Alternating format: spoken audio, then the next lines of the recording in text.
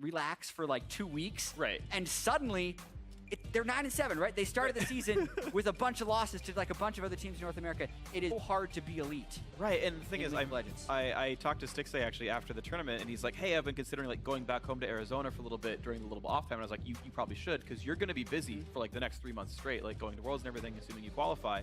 Like, I think it's worth seeing your family for a bit. And like, you know, I don't think it's like the vacation is the reason that they got completely screwed, but it's like, yeah, you are busy for the rest of this time. Like, you've got to keep pushing hard, and the very top teams do play a ton of games and put in a ton of hours, and we are seeing the fruits of this labor for many of these teams. TSM and Immortals, for example, guaranteed to be in the top 2 heading into the playoffs, and many are very excited about those teams. CLG hoping to join that upper echelon, maybe be the 3rd team to go to Worlds. And really, these picks and bans are somewhat mirrored. CLG with the same first 2 bans as they had on the other side. NRG more banning what had beaten them. But to kind of get back to that point, CLG are the back-to-back defending champ. Right. Like, let's be completely clear about that. They had 3/5 of that roster return for the spring split, and then technically, going into the split, they were more likely than ever to win it because they returned their entire roster for the first time and had also had a great showing at a major international event. So it would seem like they would have just cruised through this split.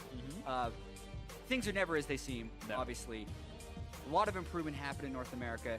I think CLG did get a little bit worse at the start of the split, but they are definitely on the path to improvement. I still want to see Darshan recapture that dominant best top laner or close to best top laner in North America feel, because then I think CLG really turns the corner and has a legitimate chance of defending their championship. Until that happens, though, I think they're still sitting around 3rd place. They still have some time to get that done. Rest of the regular split, 2 weeks before the first round of playoffs, and a lot of league left to be played. But we'll see what is going to be left here. I like the bans coming through. CLG, right? They get 1 meta ban, essentially. Again, kind of the energy tax, and it's the Hecarim pinching Rek'Sai as a top-tier jungler right now, saying, yeah, Sivir's up there is really important, Karma's up there is important, Malzar's off the table, so who cares about that? And I would be shocked if they didn't go for Rek'Sai here themselves. I think that makes the most sense based on their ban trends and what had been picked before by their opposing team. And then the question is what you put alongside it, and they've got to figure out what that's going to be. Sivir Karma is a tremendous lane. I'm really curious to see if CLG takes 1/2 of that, since the playmaking of Bard would have been taken away from Aphromoo from the ban phase. A little bit of discussion going on here. I think back to the CLG Immortal set, and they kind of let Karma go every single time to that squad, and they didn't seem to care too much about playing that champion. Actually changing things up, once again looking at it is going to be the Karma, and actually not the Rek'Sai. I am actually very surprised. I feel like you ban a jungler to give Santorin the best jungler, and I'm a little bit confused. Yeah. When you clearly had a chance to pick this one if you wanted, Lucian was not going to go anywhere. I definitely feel like the best jungler is up for debate as far as champion picks go, because if you look at various different regions, a lot of times Gragas would be first picked or banned. We've seen a lot of different picks, and technically CLG played into that matchup last game, wasn't punished by Santorin's Rek'Sai. Xmithie made a bunch of plays on Gragas, so I think that would be why they'd be more likely to pick the Karma. And then when they pick the Lucian after that, they're basically just looking to counterpick everything. Right. Counterpick jungle, counterpick mid, counterpick top, as many counterpicks as they can get, because they've just locked in their lane, and they could even move that Karma mid if they really need to. Yeah, and I guess the thought is actually you want him to play the Rek'Sai then and say, yeah, go ahead and go back in his matchup. So Santorin saying maybe he doesn't want to do that. You'd mentioned a higher priority on Gragas. That was a consideration. They've not yet locked it in. You can see they've been hesitant, and it's actually going to be the Taric to go in there, but also another Vladimir for GBM. Taric Sivir. Obviously, Taric has undergone a lot of changes, but I've always loved those two champions together. Especially now, the Taric's done obviously a little bit less reliable, but when you pair it with Sivir, can be move sped up a little bit. Also, just Sivir does love to be able to stand still and ricochet. Sometimes you get into a little bit of trouble if there's people diving on top of her. Right. I think Taric still pairs very well with Sivir, even though the kit is completely different than it used to be. I think there's a lot of fun synergies, right? Generally speaking, melee supports tend to be slightly weaker laners, while Sivir's going to auto shove the whole time, so you don't really even play a fair laning phase. Another point about this one is like, hey, you know, they both want to team fight and play big 5-on-5. So great, both those ults are great for that. Affect the whole team, let's go.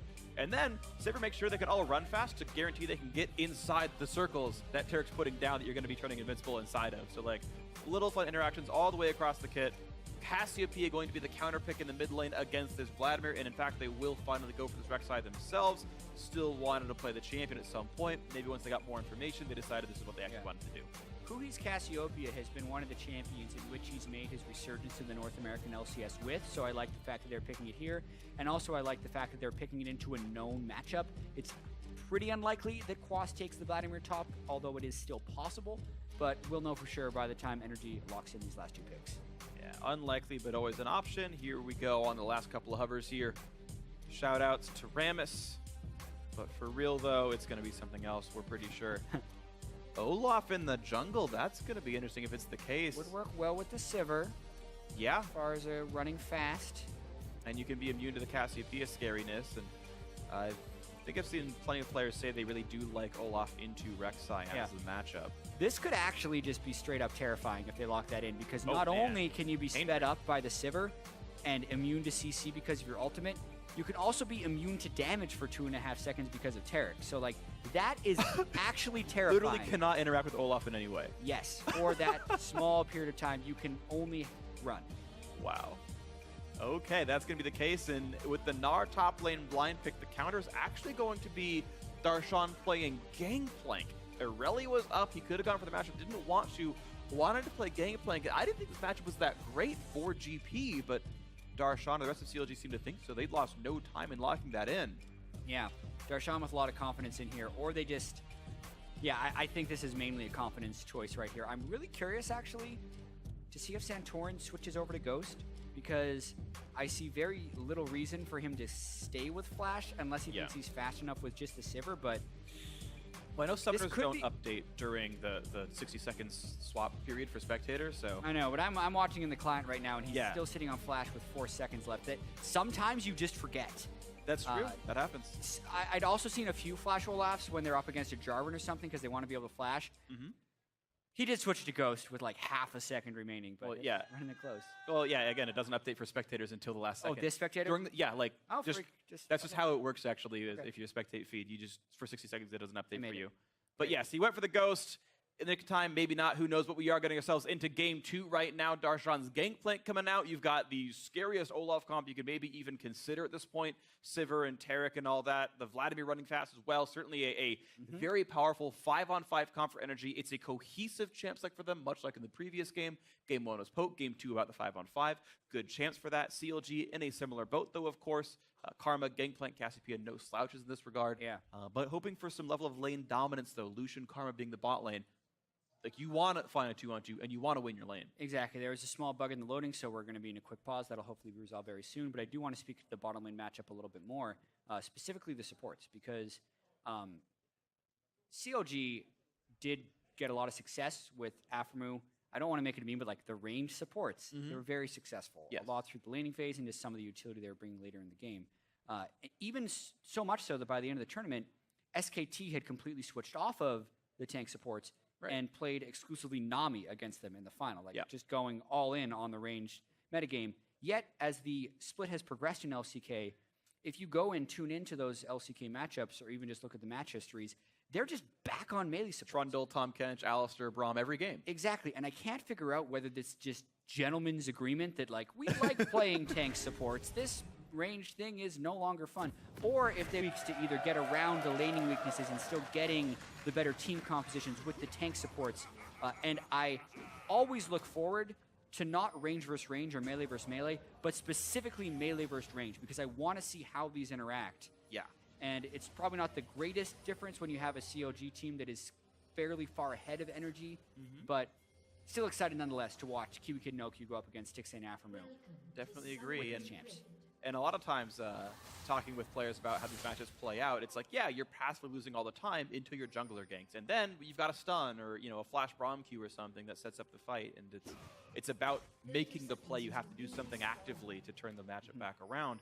And in those realms, it now feels balanced because you have the playmaking tools. And we'll see if those tools are utilized. OQ had enough attack speed. Well played.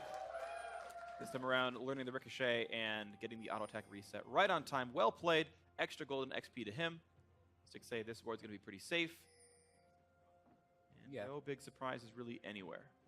And here's another kind of interesting wrinkle in this lane situation. CLG is trying to sniff out the lane swap. We said they would want to kind of dominate with the Lucian and Karma, but do they want to dodge the top lane matchup? does Darshan want to play against Quas? Because the ranged Mininar can bully Gangplank a little bit early and even a little bit more into the mid and late game if he's mid game if he's able to get ahead. So maybe this is just one of those situations where CLG doesn't want Darshan to lane, but this is actually really interesting what's happening here. CLG gonna walk another 2-on-2. I believe they saw him in the brush, and yeah, Aphromoo and Stixxay say, you know what? Your level 1 damage is so bad, you can't really push us around right here. Lucian and Karma's gonna outtrade the Taric Sivir, so a pretty safe road in. OQ sadly missing 1 CS, but they're gonna be fine. And CLG's gonna hope that they can hit level 2 at a reasonable clip here. The NRG shoving this wave in pretty fast. Yeah, so great start by NRG getting the shove early. Also, with the quickness in which Quas was willing to teleport down to the bottom lane to match Darshan, it seems like NRG is totally okay with playing these lanes straight up. They think they have an advantage with Quas. If there is a disadvantage with OQ and KiWiKiD, they seem pretty confident. Sivir can split a lot of matchups if she is able to shove in the lane. And so far, at least with the early level 2, they can keep this shove for a little bit. You saw right there the threat of level 2. KiWiKiD had a Relic Shield stack, and CLG said, run away, he's going to hit level 2, get out of this one. And we're able to get away from what could have been a dazzle. Xmithie looking for a counter jungle onto Santorin, gets the Raptors and says, hi, yeah, no, I took that camp, peace. And Santorin will be sad. The counter jungling did happen to him. Yeah. Xmithie making his way to the bot side. Santorin guesses wrong a little bit. Xmithie took that entire bot. I just realized he took like the entire he bot. He started on that side and just completely cleared it. That was his opening play. So technically Santorin can run up and match this, but Xmithie's going to get a red buff gank into Quas. You could still outplay this. Yeah, he should know that gets away. Xmithie could not find the knockup. Good angle on the leap. He could have been interrupted mid-hop if he went the wrong angle. He did not do so. He played it right.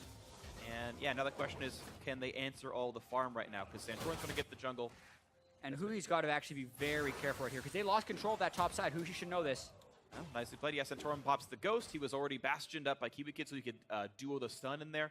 And a nice little synergy. KiWiKiD roams out and kind of buddy stuns with Olaf, forces Huhi's flash, and of course they could just go there again. He hasn't gotten ward control for it. Yeah, I think it's really important that Santorin get off to a good start in this game because if he is able to get a little bit ahead in this game, the augmentation that the rest of the team gives him, like the combination of Taric and Sivir powering up an Olaf, is crazy good. CLG realized a little bit late what's going on. They look towards the red buff, say, oh, no, it's already gone. Just kidding. Nothing we can do here.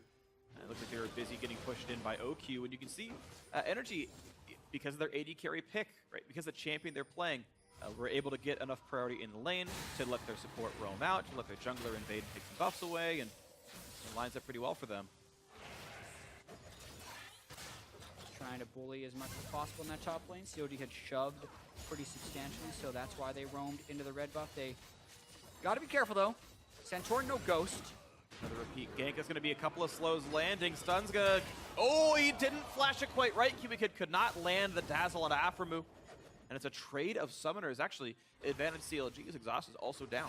Yeah, I really like the idea from KiWiKiD to try and flash, but Aphromoo just had such a great angle. A lot of people would flash straight backwards. KiWiKiD just tried to react, but basically the timing in which Aphromoo flashed away wouldn't have given enough time for KiWiKiD to react flash in the right timing. Like, Aphromoo played that really well. Yeah, it's another fun point is mind gaming reaction speed. If you do it within a quarter second, you just can't process the information fast enough and click to make your dazzle land. KiWiKiD tried, didn't happen.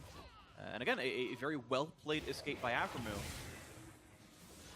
And it's going to be, right now, though, a 200, the small gold lead for NRG. They're doing great in the mid lane. They're actually not winning the top lane matchup, this Quas vs Darshan matchup. The solo lane's down there. Darshan actually doing excellently. Yeah. Yes, he got a gank early on, but still doing very well in a matchup that was maybe a little bit risky. He got a gank early on. Quas's jungler and support were on the other side of the map the entire time, so I imagine the team was telling him, like, yo, just don't die.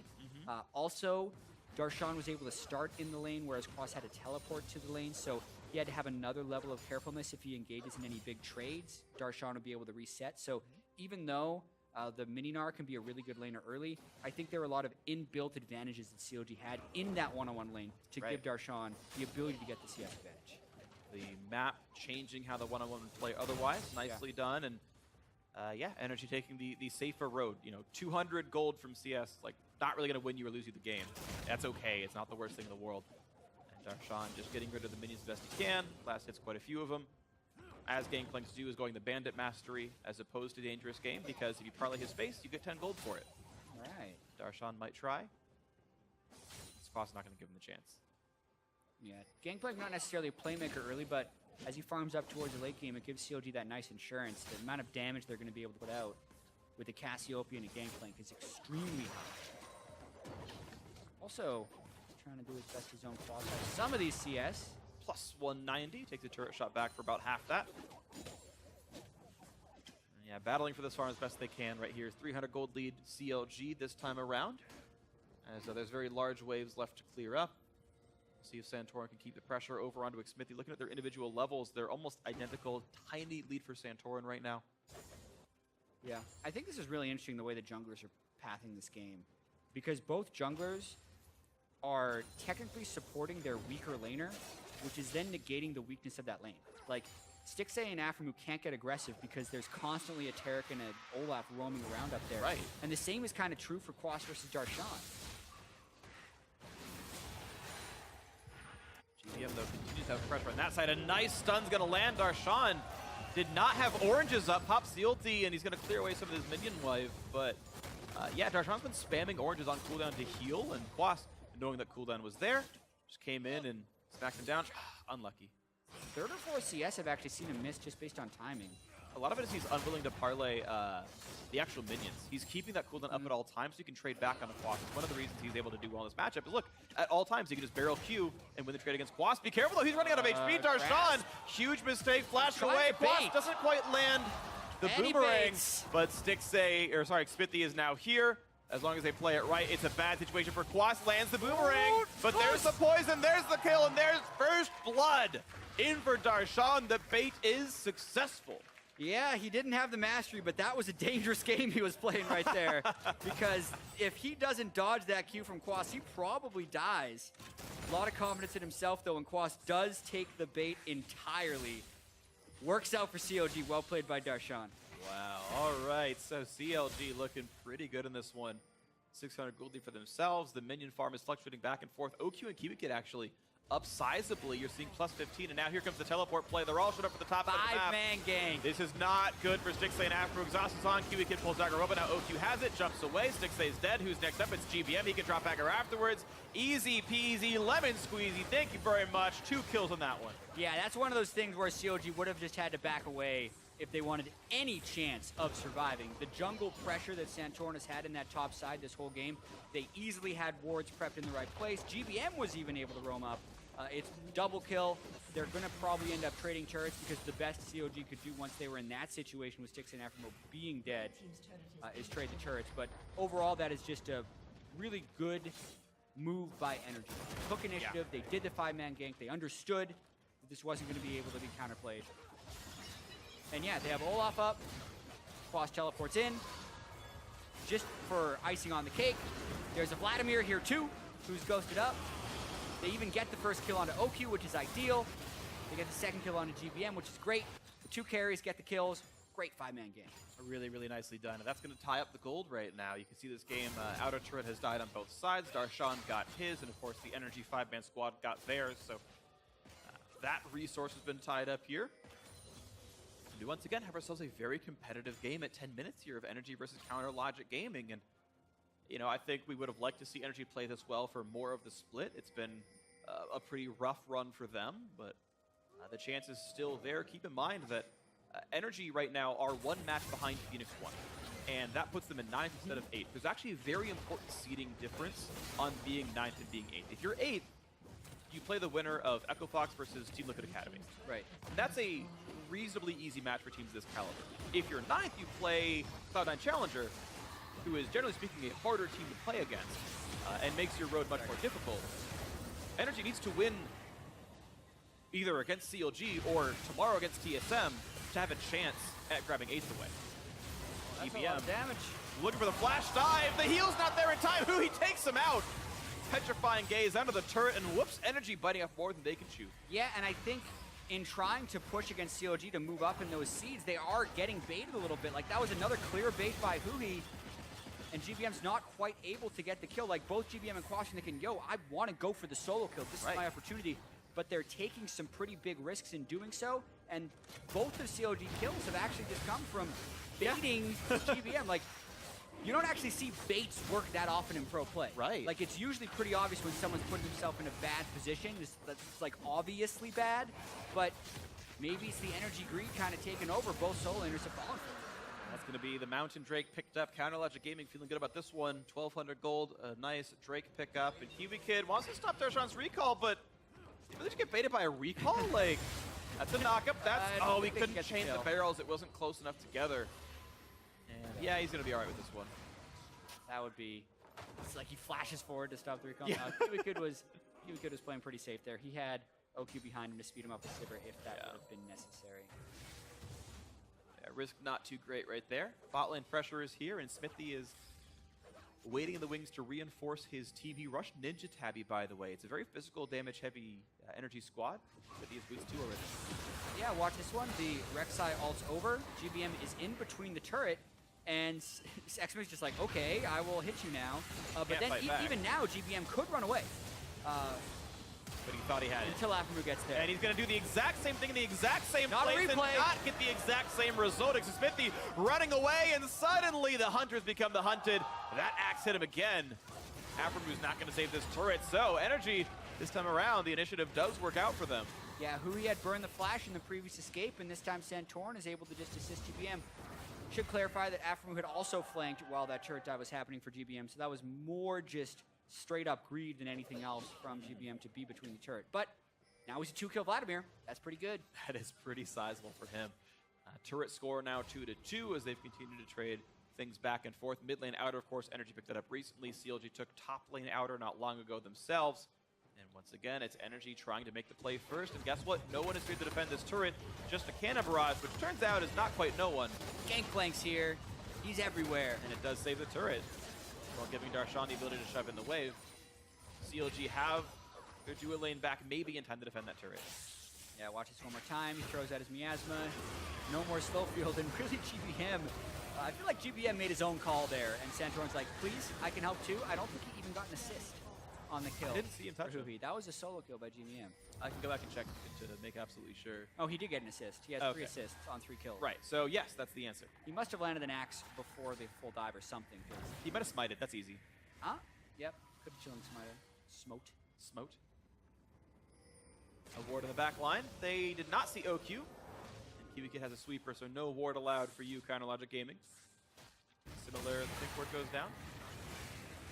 Now we'll see Xmithie go for a red buff steal. So again, a very, very tight game right now. GBM happy to play aggressively. It feels like he's gotten some of his swagger back. And Santorin actually... No, it was Huhi gets it. Oh, Huhi got it. Santorin got 30 gold for killing something else. I think he like docked the ward down or something. I think he like took small parts of the red buff. I just saw gold pop up. You're right. Huhi got the red buff. He has it. And now it's some threat on a GBM. Minion wave cleared. Mid lane is down as well. Counterlogic Gaming continues to knock down turrets pretty successfully. They've gotten 3 already. It's been a very aggressive game, actually, of teams looking for structures to kill off. Yeah, favor to map pressure, and Darshan's also getting very far ahead of Quas. So even if this game stays relatively close in gold, like the Cassiopeia and Darshan and Darshan's Gangplank seem like they're going to be doing pretty well in team fights. Yeah. Overall, force is done. Overall, though, with like the Taric and Sivir, it could equalize when they're getting super late games. So not that COD should be playing with a lack of urgency, but they definitely do have good scaling. Yes. If they can't make plays now, they still have the opportunity to make them later. There's certainly not an obvious winner at a 60-minute team fight, so that's it. One easy way to put it. Bottom lane, priority was to CLG, though that was sent to the bottom tier 2 turret. Flash engage again. GBM really likes fighting Huhi. Just look at the damage up what he's got. Nice dive, petrifying gaze. Here comes Santorin. This time it's not an assist. He gets the kill. Chops the axe down, and here's the re-engage in the mid lane. Look at all the damage of it coming across. Darshan tries to kill out Santorin. He does so, and Xmithie now to re-engage. GBM can heal right now. Too much health back. Xmithie should not be in this fight anymore. Tunnels away to his Raptor Pit. And that is a 1-for-1 mid laner and jungler trading lives. Yeah, super close fight, and GBM, call it greed or something else, he's going for it. Yeah. And he was successful in this one to get another kill onto Huhi. The really quick turnaback when Huhi tried to get the petrifying gaze was beautiful from GBM in that duel. Where was this GBM all split? Like, why hasn't NRG just looked this great? Because I know CLG is playing reasonably well. NRG actually playing great themselves. It's just unfortunate for them that they're 4-12 heading into this. But if this is the form that they're in, this bodes well for their chances of staying in the spring split. Yeah, it's one of the hardest to answer questions for GBM in particular, because he was in the upper echelon of Korean mid laners and then comes to North American, and statistically, he's near the bottom. Yeah. And that's not to say he hasn't had some great standout performances. Right. But he's also had some massive duds. So I think a lot of it is inconsistency.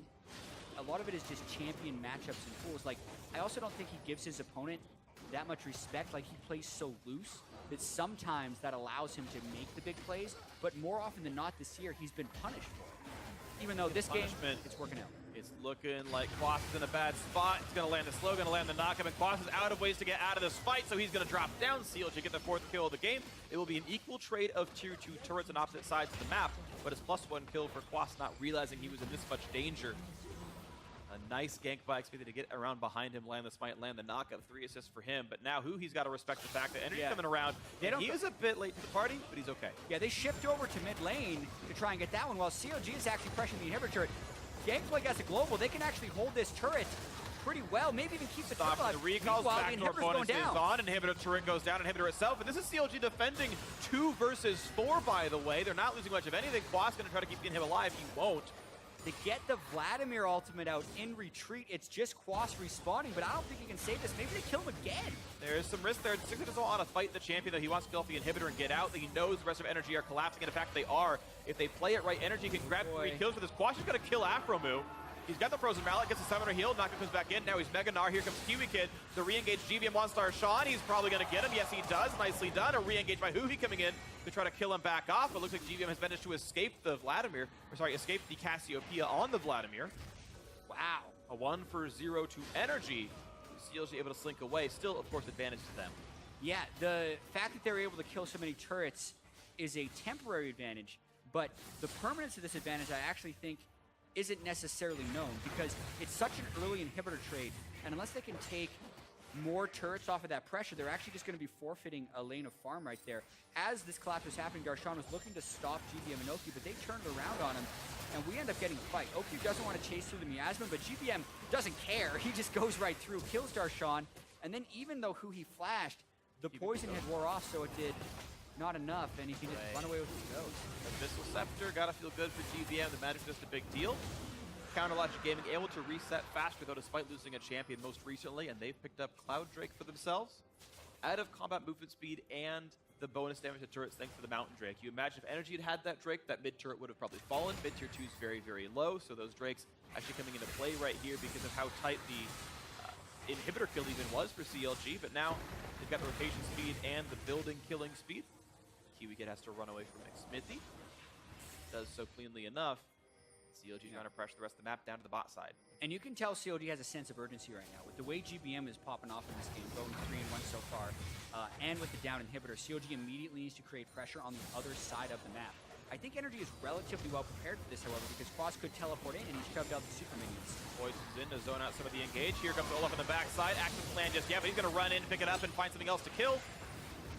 Loses half the health bar. Now Darshan is joining the squad. Quas is Mega Gnar right now in the top lane, feeling good. That feels like a big miss from NRG right there. Burning the Sivir ultimate and not hard engaging. Santorin didn't have his Ghost Step yet. I thought that was going to be a teleport and a big play, but now they're backing away, and by the time the teleport can come in, he'd be mini-knocked. Nice 3-man barrel's going to land for some poke. Huhi's miasma helps a little as well.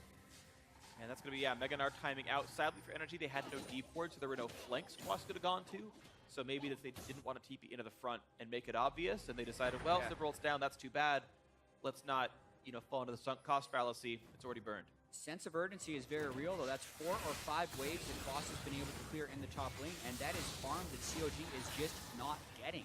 So they have to get a turret off this to prevent a negative trade. Here comes the flash engage. Huhi's low does not land back to the petrifying gaze. He goes down. Santorin's got a shield. He's got a lot to do with this one. Darshan getting chunked out. Has to run. A nice Monto shield buys some time, but Stixxay's got to run away from this one. A big chunk of damage down into CLG as they continue to retreat. Stixxay so low. A big barrel gen comes across. Will there be a CLG re-engage? Well, if there is, it's not going to work out. Oki picks up another one. Quas now on the chase with Frozen Mallet. Throws in the stairs. A double kill now as Rek'Sai falls and the barrel chain only serves to keep Darshan alive. That is a 3-for-1 advantage. NRG, they finally found the fight they wanted. Yeah, not only does CLG not get the turret to punish Quas for being top lane for so long, they also lose the fight, and that is disaster for CLG, actually. The inhibitor take is actually, in my opinion, punished here because of the urgency that CLG had to have.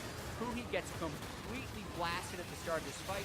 Santorin is able to run in and still do a bunch of damage, and GBM gets a ton off here. The barrel chain is the only thing that salvages this slightly for CLG as Darshan comboed a bunch of damage, but they still lose the fight and arguably are beginning to fall behind in the game despite having the 2 Drakes, just because of the way these fights are going.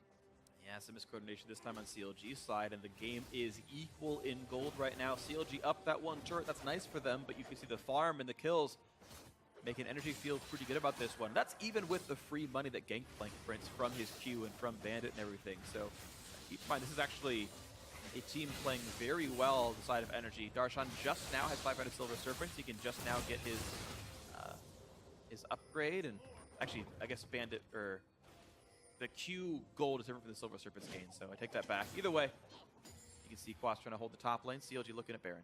This shows you how long inhibitors are down for. CLG baiting Baron because of the Mountain Drake. Cassiopeia with the Mountain Drake can kill it extremely fast. You hear the call out, the inhibitor will be up shortly. CLG would love to control this area and take the Baron, but they have to be super fearful of Sivir, Taric, Olaf, and Vladimir's running into the Baron pit and killing them all. Finally, blue inhib back up. That means that top lane wave cresting the side of the map is a regular wave coming down there, so that's the limit of the crazy stuff.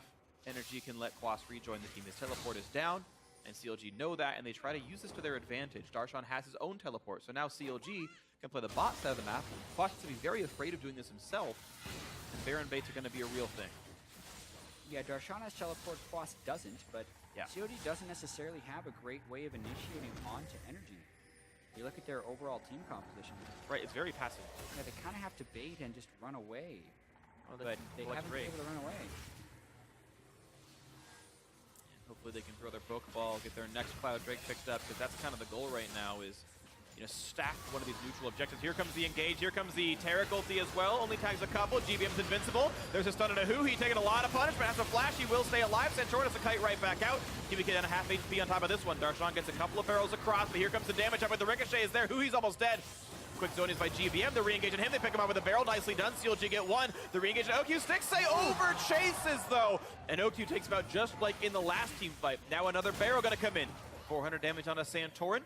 CLG can walk away. Bot lane tier 2 is available to them if they want to make that play, but NRG push mid. Yeah, that was great kiting in that fight to a point until Stixxay had gone too far, and now they are pole position for NRG to be able to take this mid lane turret. Dead.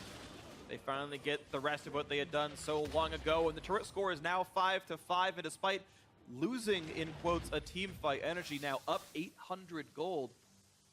Yeah, Stixxay, of course, had died as well, so those kills did go equal because of his overextension, and that's really nice. NRG really keeping this one close.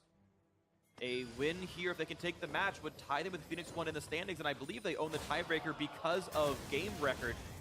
In order to acquire quite a bit, the dive on a Quas, these going to be the barrels, there's going to be the smack, going to be the red, and that's going to be the kill picked up. Nice fire set to him by Darshan. Now the retreat. Sivir is here, and it's going to be scary. A nice slow in a GBM. Axe not going to land. Goodness. Crucially important. Darshan probably would have died if the undertow had hit. But Ghost was down for Santorin and GBM. No further chase. A nice pickup for CLG. Gives map control and probably a Cloud Drake. Yeah, and that's the type of playmaking that Darshan needs to make if CLG wants to win this game, because it seems like the teamfight cohesion from NRG's composition is just stronger.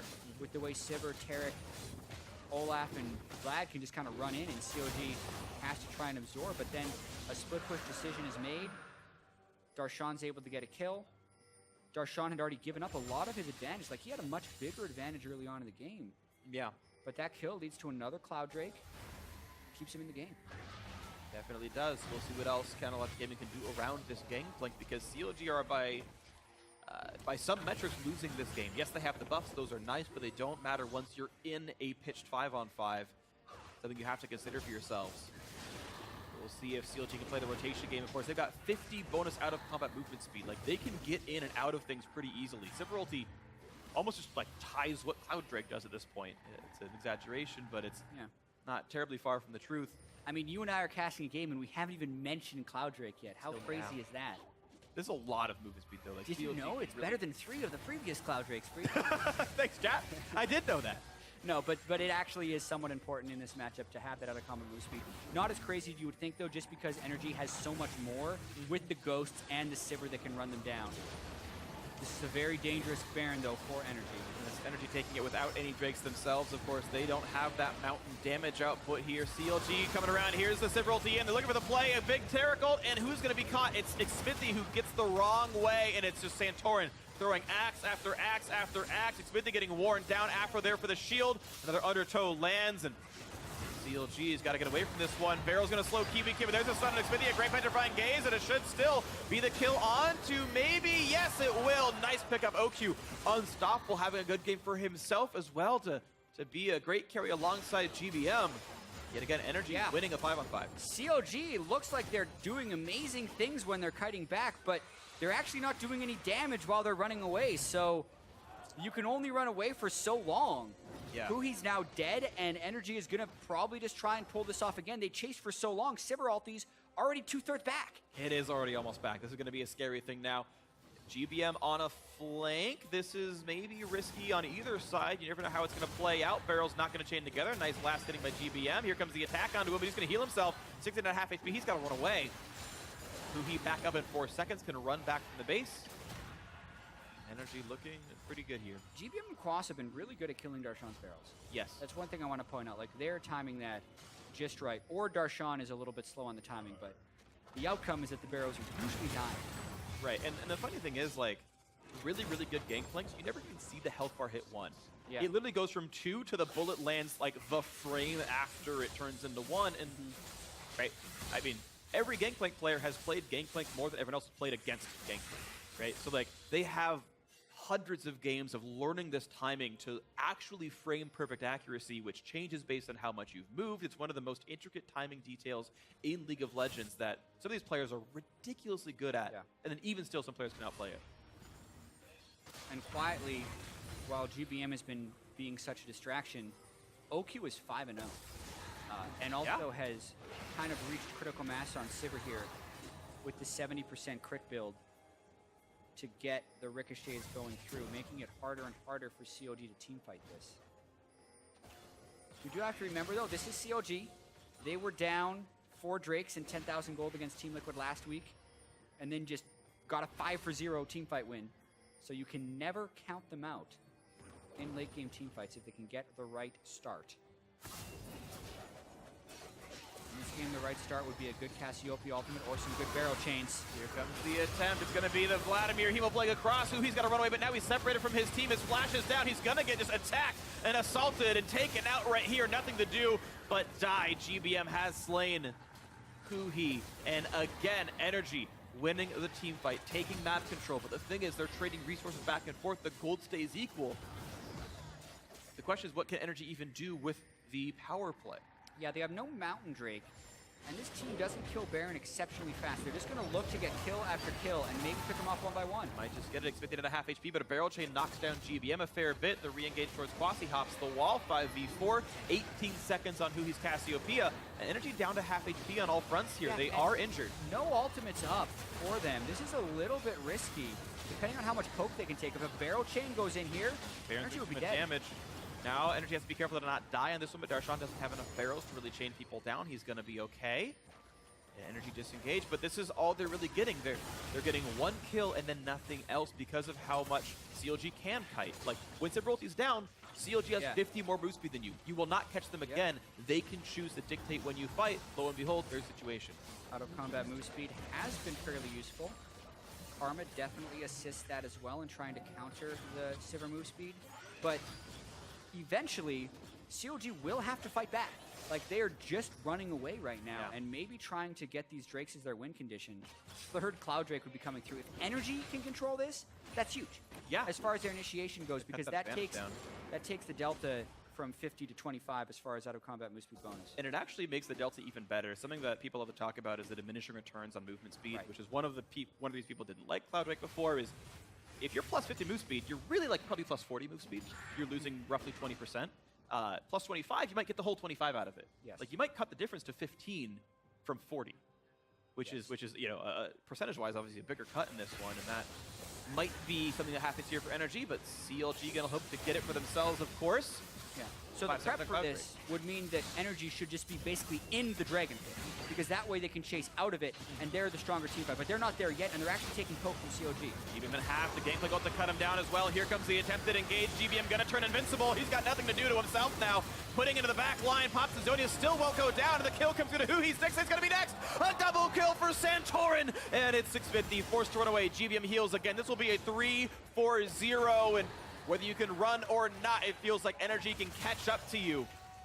And they have gotten several more kills, lots of map control. Anything they want is probably theirs. And that is a hard combo to deal with as well. The Taric ultimate onto a ghosting Vladimir, who then uses Zonia's after the Taric ult runs out. Yeah. Boy, Huhi just has no way of surviving through this, it feels. And because of the 3 kills, energy turn for Baron. So many good synergies. I love the fact that you can Sanguine Pool into Taric ulti and guarantee you can't take damage ever. Aphromoo tried to steal. He's not going to get it. Flashes away from Quas. That was his payment for this. Darshan should be able to take the Cloud Drake reasonably well. Does plenty of damage, but this will at least be a Baron buff against triple Cloud Drake CLG. So they are quick. They are certainly fast, but the problem is they can't win 5-on-5s. No, and especially in this one, they had forfeited their out-of-combat move speed by trying part of the engage. So when NRG actually did try and fight, there were no bonuses for CLG to be able to run away with. That means Taric ultimate comes down during the Sanguine Pool, so when he comes out of it, he can't take damage. When he can't take damage anymore, he goes back into stasis, and then, you know what? Now he can just kill you, because it's been so long, and the rest of the team is fighting there. So it's so difficult to fight this team. Yeah, one of the big deals is the fact that NRG kills someone in the 2.5 seconds of invulnerability. Like, CLG had chunked energy down very, very low. That's why they put the GP ulti down to chase through it. And he says, all right, screw it, go back in, be invincible. Okay, Huhi's dead before anyone can deal damage. I guess it's 5v4 now. And this is actually very important. Even if CLG were able to win the series after losing this game, like, the things that will let CLG get third will be potentially tiebreakers that might come down to game score. Right. So they need to be as clean as possible in 4-0 this week if they want to get third place or to maximize their chance of getting third. Dropping a game here is very punishing for CLG in their quest for third place. Yeah, keep in mind, Cloud9 are 1 match ahead of CLG. The best CLG could do if they lose this match is go to a tiebreaker, which depends, again, as you said, on game score. And that's if C9 loses all their matches, which is increasingly unlikely as they're a solid team. Barrel chain, nice spell shield by OQ, top lane under pressure, of course. And a siege like this, of course, Cloud Drake is entirely useless for CLG, and you almost wish it were Infernal or Ocean at that point, but it's not going to be the case. So, turret getting whittled down, NRG playing without taking any Drakes this entire series, and looking good on this one. That's going to be the cannon minion going down. Pressure once again on this one. Is this going to be the takedown of the turret, the dive into the back line? GBM once again wants to get these kills. KiWiKiD going to join in as well. They're all invincible, and Huhi just going to die under his turret. Nothing can stop them. Santorin on a rampage, literally and figuratively, as Stixxay running out of health. Can't stop the inhibitor from going down. Another 5v4, and that's going to be the chase down. OQ with another flash forward, his third of the game, I think, and gets another kill picked up. 6-0-7 onto him.